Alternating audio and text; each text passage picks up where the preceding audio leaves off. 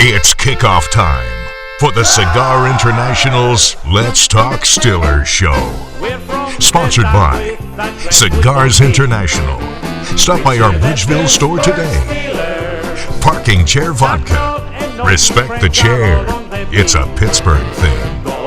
Forest Lodge and Campground. Cooks Forest, PA. Your adventure starts here. Visit Canton, Ohio.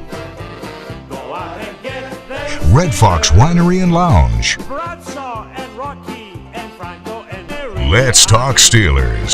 Huddle up, Stil'rs Nation. It's Tank and Mike from Cigars International, Bridgeville, PA. I know you need a little tender love care, Stil'rs Nation. I know you're hurting. I know you're lamenting last week's debacle down there at Accra. I'll tell you who's hurting. Accra sure will have another drink stadium. Aaron Rodgers is hurting. You know, I want to talk about something. I couldn't decide at the end of that game, does he look more like, I saw a meme, someone says it looked like he tried to rob Kevin McAllister's home from Home Alone, or does he look more like John Wick after going through a series of, assassination attempts? But the guy's a warrior, the guy's playing his butt off, and you truly feel for him because he knows this is his last go-around, and, he's given everything he's got. It seems to be that not all the players are given that same type of effort.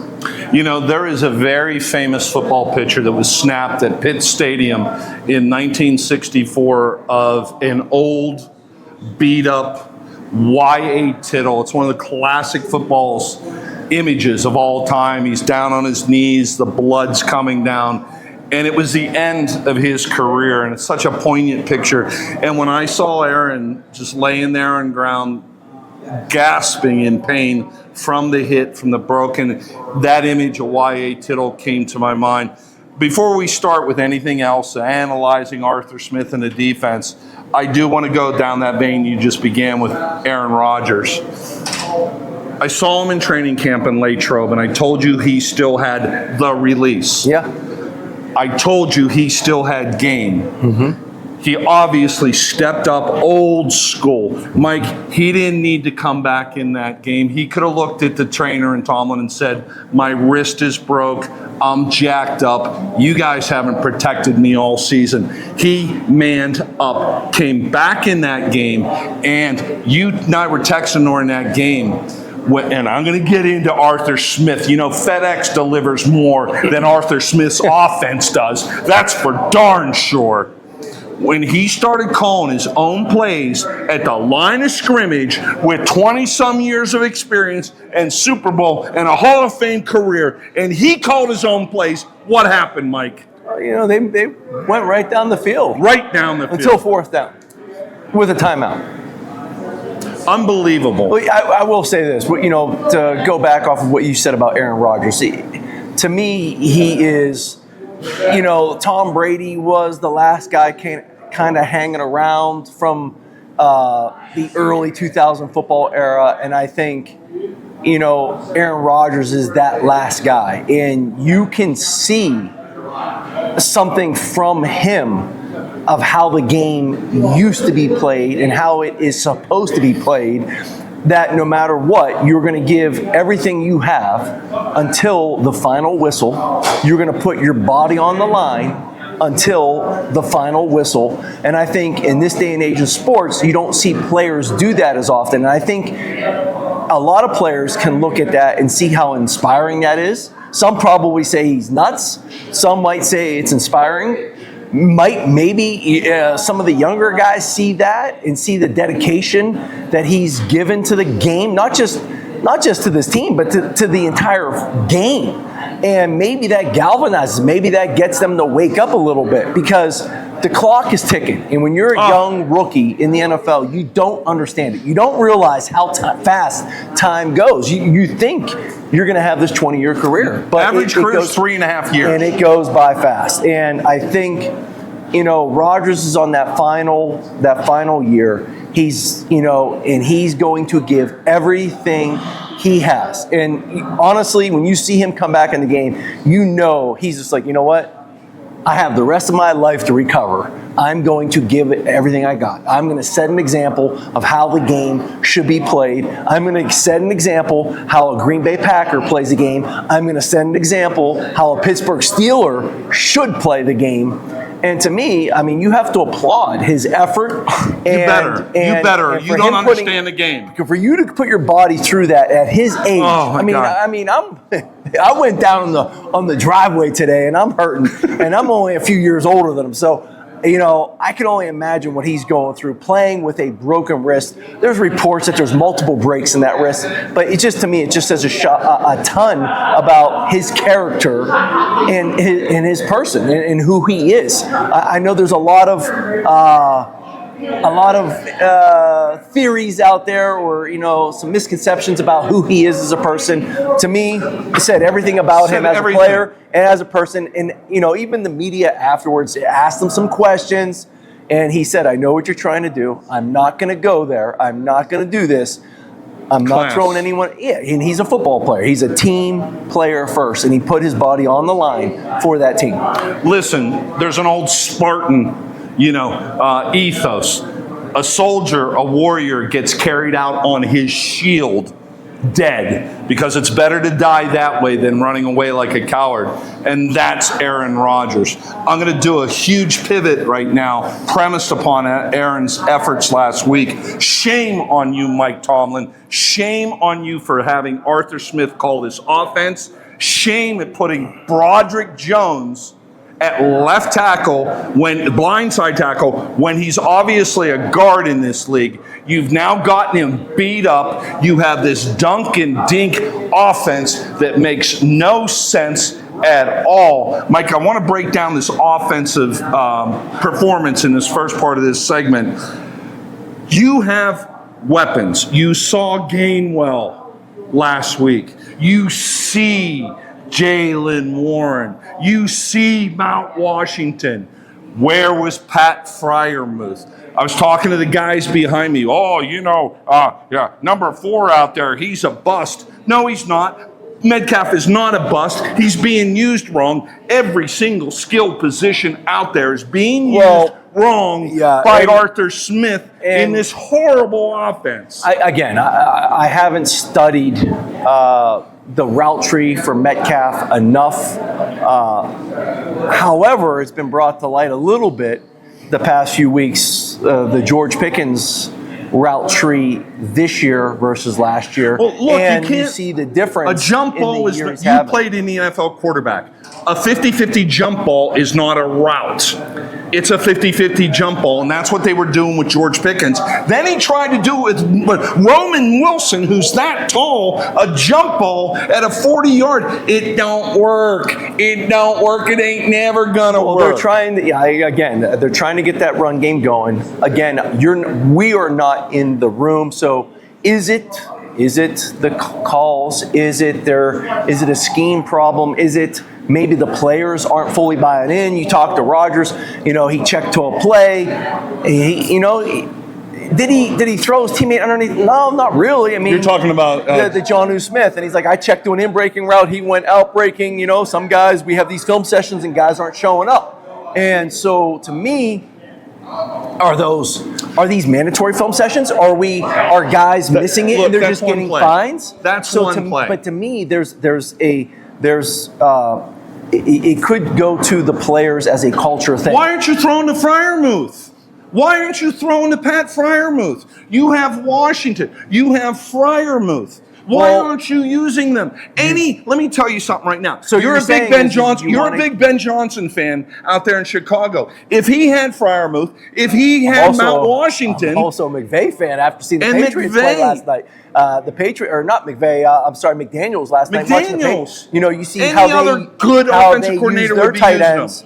The McDaniels I think we're frustrated. Really used the tight ends well last night with the Patriots. With Hunter Henry, and you see that. So, for whatever reason, there is maybe lack of getting the football to certain guys in certain situations. Is it a scheme thing? Is it a player not fully being invested into the scheme or buying into it? I don't know. I do know that when Rodgers was calling those plays, they did kind of move down the field pretty fast, and they got to a fourth down. They went to a bunch formation with a tackle out there. I'm not sure why they did that. Were they trying to confuse the defense, and then they went right up the middle? Time out. We got to go to commercial. I'm not sure why they did that. That says everything about Arthur Smith's offense. It was a long two. I said it at the beginning of this segment.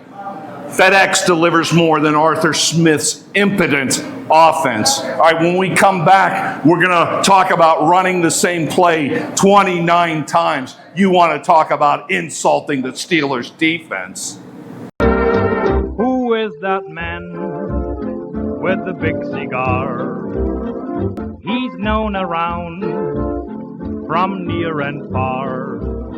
That actor man with the big cigar. He puffs away every night and day with a twinkle in his eye. And all the while, behind that smile lurks many an untold lie. Down Whitehall Way, you'll see his car. He's here, he's there, he's everywhere with the big cigar.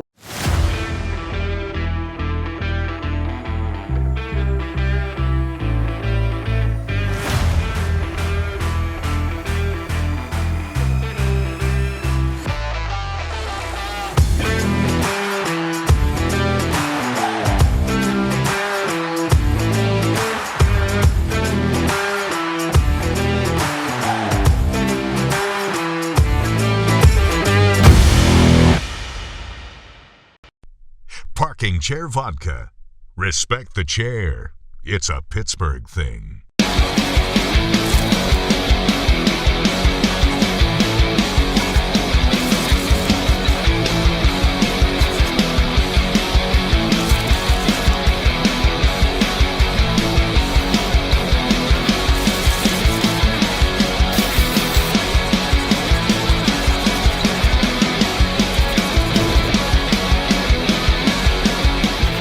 Lawrenceville Distilling.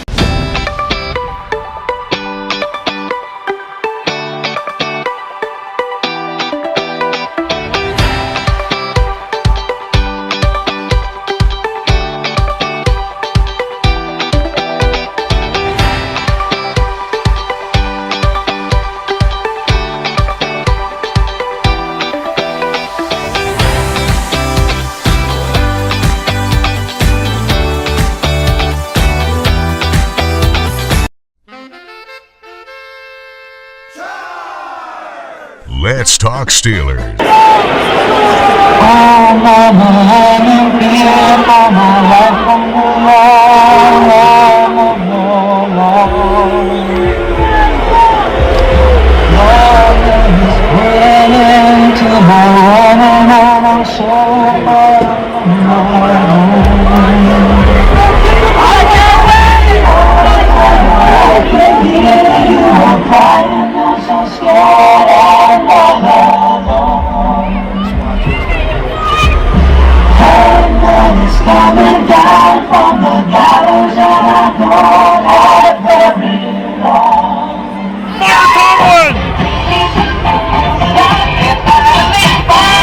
Hey, it's time for this week's Cigar International Shot of the Week.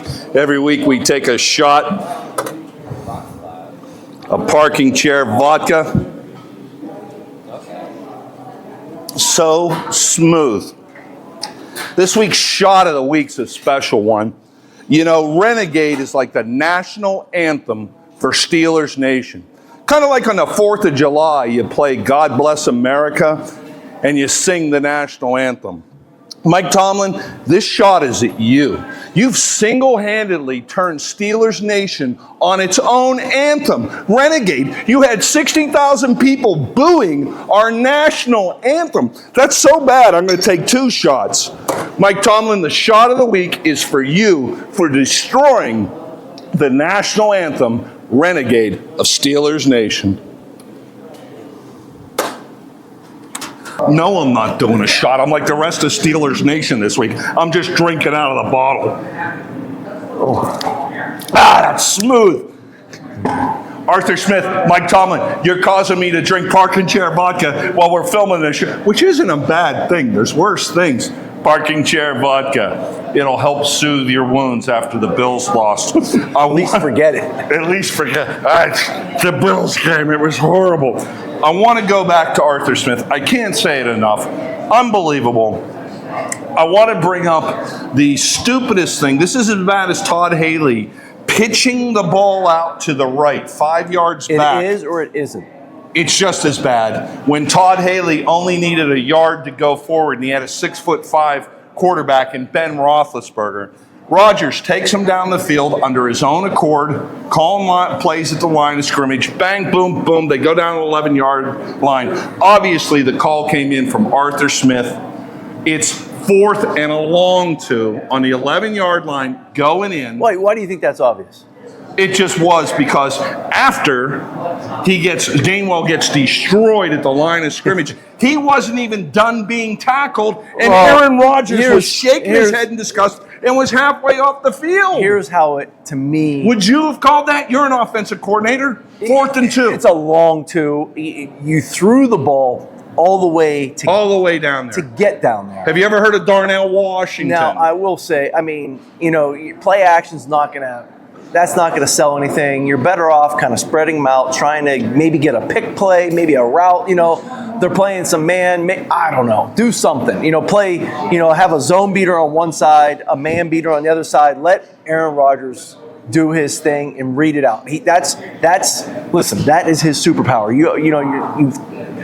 You've heard Tom Brady talk in the past. My superpower, I wasn't the fastest, I didn't have the strongest arm, but I was very smart. That was my superpower. And the thing is, when you have this many years underneath your belt, that is Aaron Rodgers' superpower. Obviously, he's got a quick release, he's got a strong arm, he can make all these throws, but his body is not the same as it was when he's younger, but he is much smarter. He can see things. So to me, you give him a man beater on one side, you give him a zone beater on the other side, you allow him to read the defense. Yes. And here's the thing. How do you know it was not Aaron Rodgers' play call?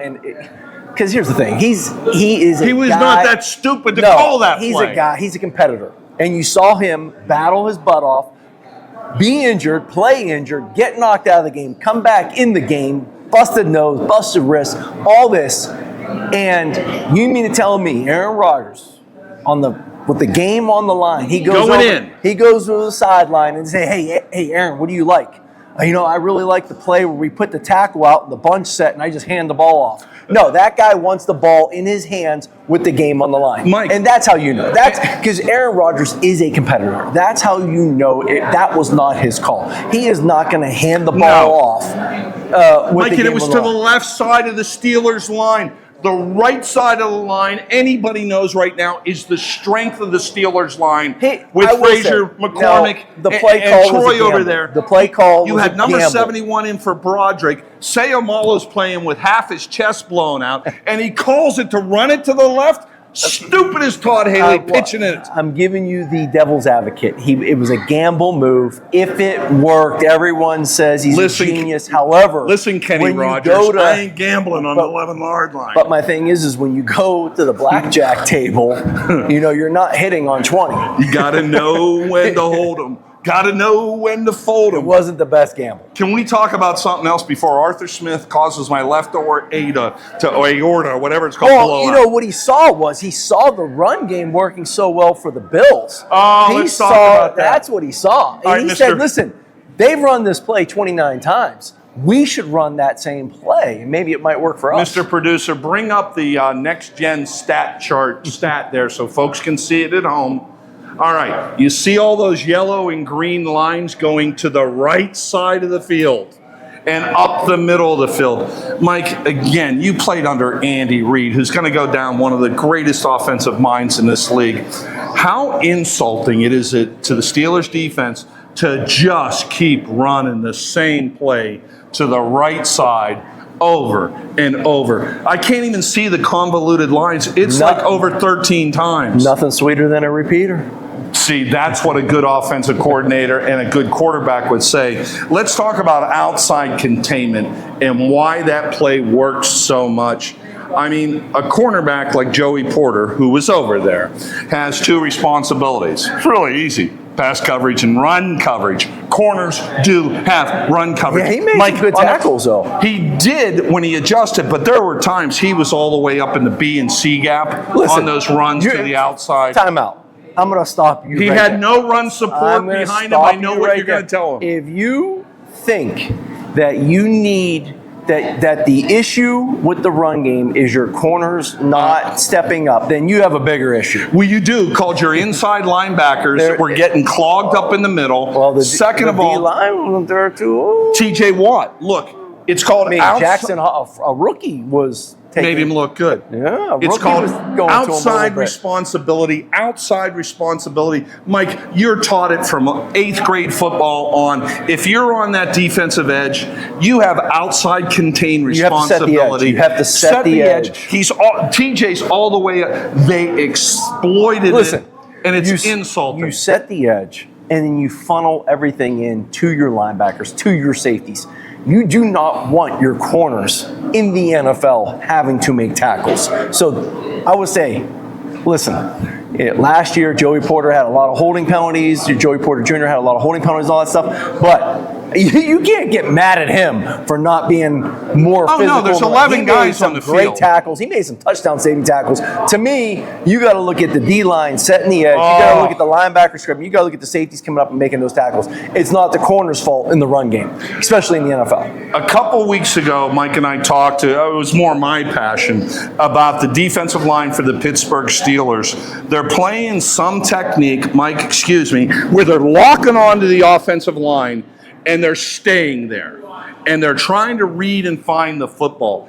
It failed so miserably last week against Mr. Cook and that Bills offense. That is not how you play defensive line. Grabbing onto an offensive lineman and trying to find the ball.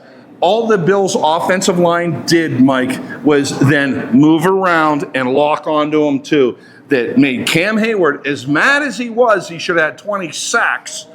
TJ Watt and a litany of other linemen they ran through there. It is the stupidest technique to lock on and grab, get penetration, get in there, get in the backfield, disrupt what the offense of the Bills is trying to do. This all goes to coaching. I think when you the technique you're talking, the locking on, it's horrible. What happens is a lot of times you're trying to fall off, and what happens is you get a lot of arm tackle try to. And if you're trying to arm tackle a guy like James Cook, you're going to struggle. And now this week, you're going to try to arm tackle a guy like Derrick Henry. Let me ask you something. If Mean Joe Green was here with us right now, and we were able to talk to Joe about this technique about grabbing onto the guy and zone reading, Joe Green would snarl, throw a chair, and go, "That's ridiculous. That's not how you play defensive line." I'm sure of it. Were they upset? Maybe they were upset. We're all upset. Maybe. Didn't you hear 60,000 people booing last week? You know, I think he might have been upset he got kneed in the stomach by the quarterback. Listen. Hey, listen, I know, I get it. The quarterback position is protected. Hey, listen, I played. Like he's never stuck a finger through a face mask. Yeah, to me, that was a bad look. I think he'll regret that looking back. Maybe not now, but years down the line, he'll be like, man, I shouldn't have Why said didn't that. he turn that rage into sacks and tackles? Exactly. All right. I'm upset. He's upset. We're all upset from Cigars International here in Bridgeville, Pennsylvania. We'll be right back after these commercial messages. Mercedes, ho, ho, ho. Ho, ho, ho. Do you like Christmas? I love it. I love Christmas, too. If you want to come to a great cigar Christmas party at Cigars International Bridgeville, meet Mercedes and everybody else. If you don't know Cigars International Bridgeville, call it your home away from home. Chris, December 13th, big Christmas party. What are we doing? Big holiday party. We got Rick Holiday party. Holiday party. All right. Rick Bruckner's going to be here from 6 to 9 performing. We're going to have deals in the humidor. winter cocktails at the bar. Got to try the peppermint patty. We're also going to have an ugly sweater contest. So beautiful. Dig deep in your closet. I know that's just stuff I wear anyway. So the prizes that go along with the winners for that night. So it's going to be a great night. So please come out. Come to Cigars International for the holiday party Saturday, December 13th. Mercedes is going to dress up like an elf. She just don't know it yet. You heard it here. Who is that man with the big cigar? He's known around from near and far. That actor man with the big cigar. He puffs away every night and day with a twinkle in his eye. And all the while behind that smile lurks many an untold lie. Down Whitehall Way you'll see his car. He's here, he's there, he's everywhere with the big cigar.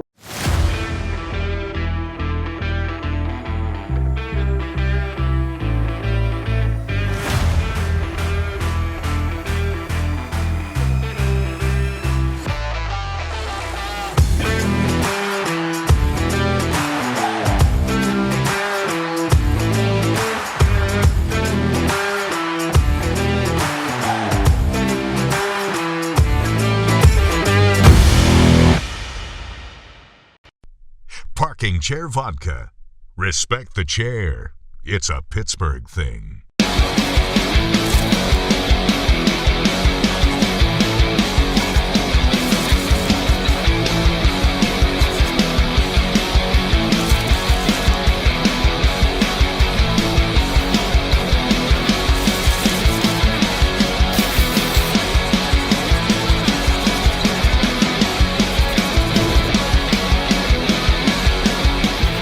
Lawrenceville Distilling.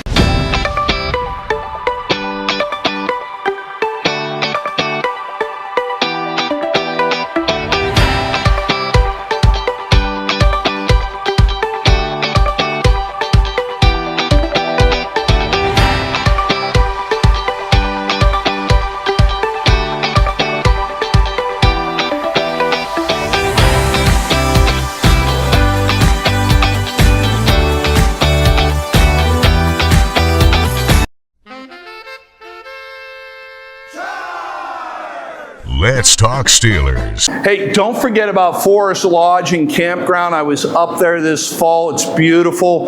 Go north of Pittsburgh, Cook's Forest. You're going to love it up there. You can drink beer and talk Stil'rs all day long around the beautiful fire pits at Forest Lodge and Campground. I bet it's beautiful up at Forest Lodge and Cook's Forest right now. Beautiful. All the trees are covered with snow. Head up there any time of year. If you're a snowmobiler, go up to Cook's Forest, stay at Forest Lodge and Campground, go snowmobiling. Mike, I never thought it would come to this, that the national anthem for the Pittsburgh Stil'rs, Renegade, I mean, your grandmother will get out of her wheelchair and put on her war paint when she hears Renegade. This performance was so abysmal by Mike Tomlin's team, they booed Renegade. Chance of fire, Mike Tomlin. This thing is really meeting its apex at this point. Well, you know, the problem is they're not playing the Pittsburgh Steelers football. They got blown out of the stadium. And the main thing is the Pittsburgh Steelers football was stopping the run. And they just gave up the rushing record. 249 yards, visiting rushing record in that stadium.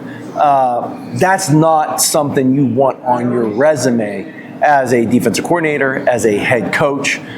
So, listen, fans pay money to come see the games. You know, Pittsburgh, they live and die by their team. I played in Philly briefly. You have a bad play, you're getting booed in that stadium. So, you know, the Stil'rs, you know, Tomlin came out and said it, and rightfully so. They had a right to boo.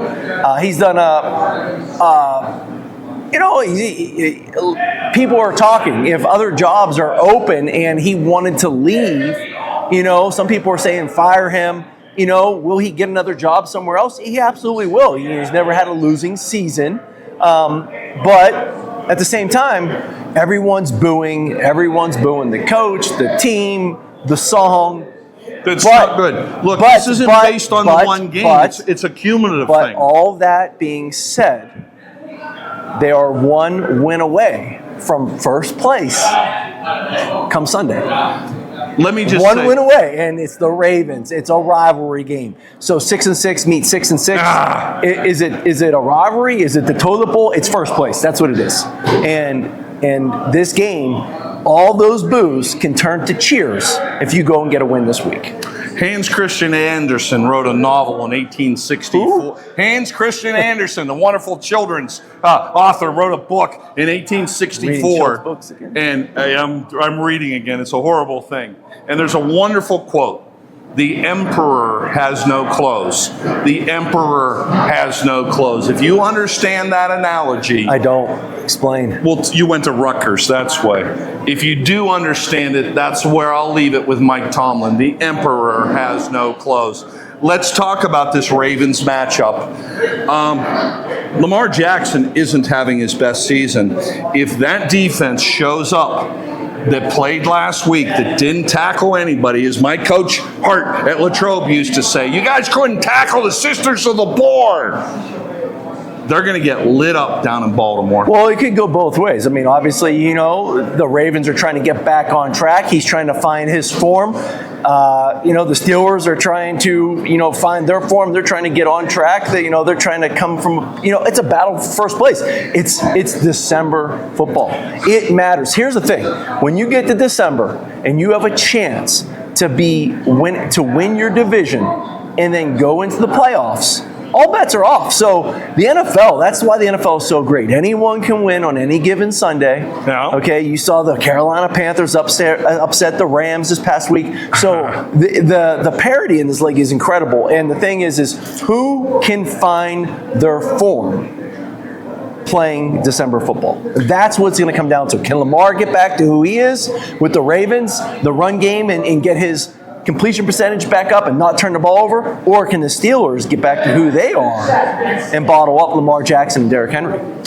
For years, Mike Tomlin would say infamously at his press conferences, you got to be a team on the rise in December. You got to be a team on the rise in December. Who's going to rise? So we're going to take this thing one game at a time, Steelers Nation. I'm Tank.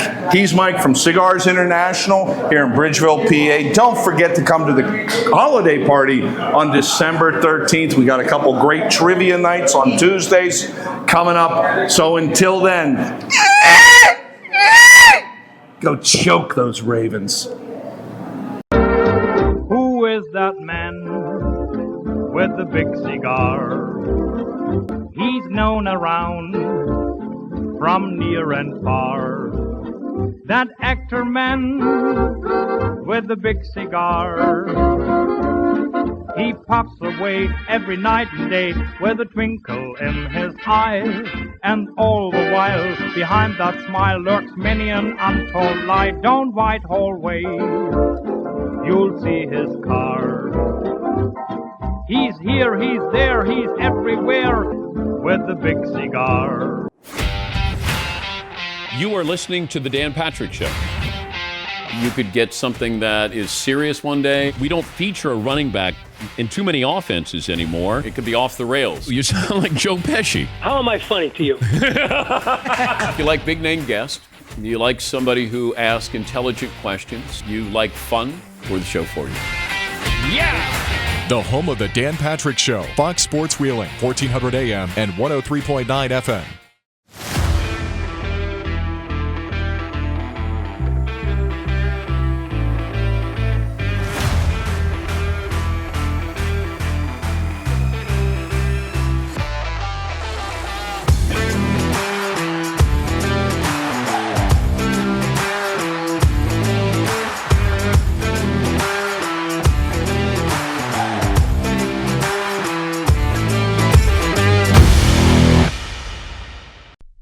Parking chair vodka.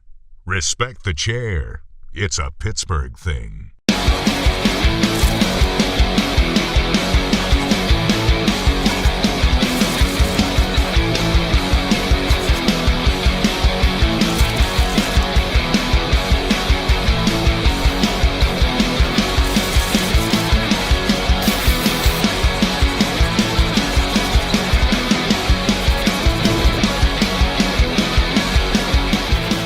Barnesville Distilling.